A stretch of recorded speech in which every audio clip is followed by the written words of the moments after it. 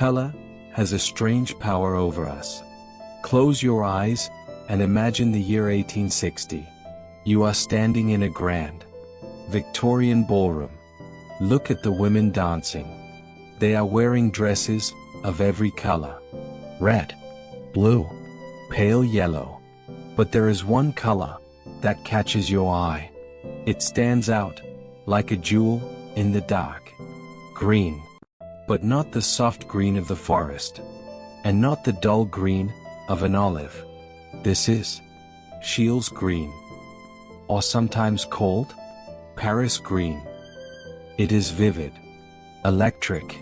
Under the flickering, yellow gas lamps, the dress seems to glow. It shimmers with an unnatural light. It is mesmerizing. Every woman in the room wants to touch it. Every woman wants to wear it. It was the color of wealth, the color of fashion, the color of envy. But the people dancing in that room did not know the secret. They did not know that the beautiful, shimmering dress was not made of dye. It was made of dust. And that dust was pure arsenic. They were literally clothing themselves in poison. How did this happen? To understand, we must go back to a quiet laboratory. A Swedish chemist named Carl Scheele was mixing chemicals. He took copper. And he took arsenic. He heated them and stirred them. And suddenly, a powder appeared. It was the most beautiful green anyone had ever seen. Before this moment, green dyes were weak. They would fade into a boring brown after a few weeks. But this new green? It was immortal. It stayed bright forever. And so, the obsession began. The factories began to pump out tons of this powder. It was cheap. It was easy to use. They didn't just paint walls with it. They put it everywhere. Imagine the artificial flowers in a lady's hair, dusted with arsenic. The green ribbons on a child's toy, soaked in arsenic. Even the paper wrappers of sweet candies, painted with the killer green. The Victorians loved nature so much. They wanted to bring the color of spring inside their grey homes. But in their hunger for beauty, they forgot to ask if it was safe. They invited the killer into their parlors. And they called it fashion. Now, let us look closer at the dance floor. The music is playing a waltz.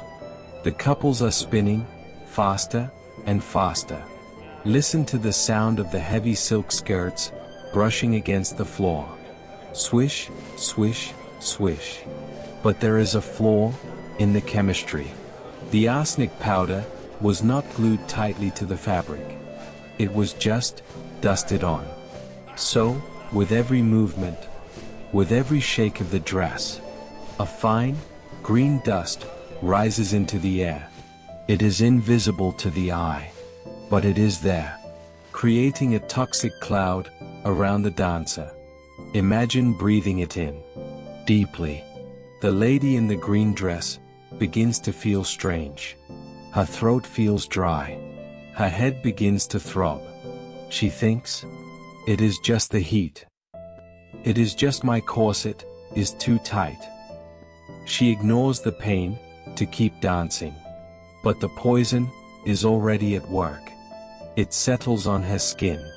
Wherever the dress touches her body, wherever she sweats, the green powder burns. It creates sores. It enters her blood. She is literally being eaten alive by her own beauty. And the gentleman holding her? He is breathing it too. It was a dance of death. But the ballroom was not the only trap. The real horror was waiting at home. In the bedroom. The Victorians loved to cover their walls with paper. Intricate patterns of vines and leaves. Printed in that same vivid Scheele's green. It looked like a garden inside the house. But England is a damp country. In the winter, the fog rolls in. The walls get cold and moist. And here, nature took its revenge. A microscopic fungus would grow on the damp wallpaper. And this fungus loved arsenic. It would eat the green paste. And in return, it would release a gas. It wasn't smoke. It was invisible. But it had a smell. A strange, musty smell. Like garlic or old earth. Imagine sleeping in that room. The windows are closed to keep out the cold. You are lying in your bed, deep asleep. And all around you, the walls are breathing. Exhaling a silent poison directly into your lungs. Whole families grew sick. Children faded away in their nurseries. They went to the seaside to recover. They felt better in the fresh air. But the moment they returned home, to their beautiful green rooms, the sickness returned. They blamed the demons. They blamed the bad air of London.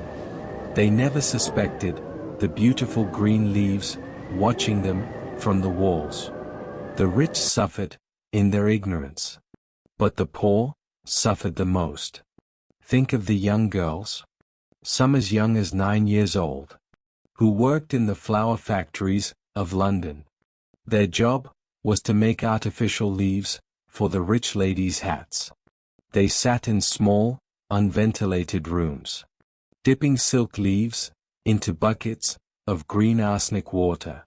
Day after day, hour after hour. They inhaled the green dust with every breath. They wiped the green sweat from their foreheads. Slowly, the poison took them over. Their hands turned stained. Their fingernails turned green. Even the whites of their eyes turned a strange emerald color. Society called them the Green Girls. It was a terrible sight. They were walking warnings, dying to create beauty for others. It is a sad chapter in our history, a reminder that the price of fashion is often paid by those who cannot afford to buy it. Eventually, the truth could not be hidden. Doctors began to connect the dots. They realized that the sickness was coming from the walls and the closets. The newspapers began to publish warnings. Beware the green. And finally, the most famous woman in the world took action. Queen Victoria herself reportedly discovered the danger. She ordered every inch of green wallpaper to be torn down from Buckingham Palace. It was the end of an era. The trend died as quickly as it had started. The beautiful dresses were burned. The wallpaper was scraped off the walls and buried deep in the ground. The electric green faded from fashion, leaving behind only stories and cautionary tales about the dangers of vanity. Now, let us cleanse our minds. Let us step away from the dust and the factories. The history lesson is over. You are safe now. I want you to use your imagination. Come with me to a real garden. A safe garden. You are walking through an old, stone gate. Leave the city behind you. The air here is fresh, cool, and clean. It has just rained. Can you smell it? The scent of wet earth and real, living leaves. Take a deep breath in, filling your lungs with oxygen. And breathe out, letting go of the heavy smoke of the past. Look around you. This is nature's green. Deep moss growing on the ancient stones. Ferns uncurling their leaves in the shadows. It is a healing color.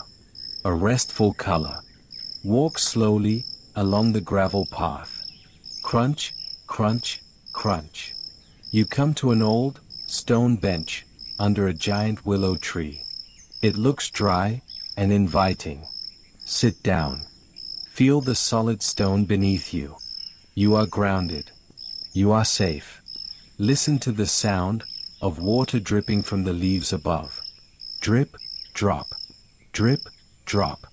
It is a slow, hypnotic rhythm. There is no poison here. Only life. Only peace. The twilight is settling in. The greens are turning into soft grays and blacks. The garden is going to sleep. And so are you. Let the darkness cover you, like a soft blanket. Let your eyes close. Rest now. Safe and sound. Good night.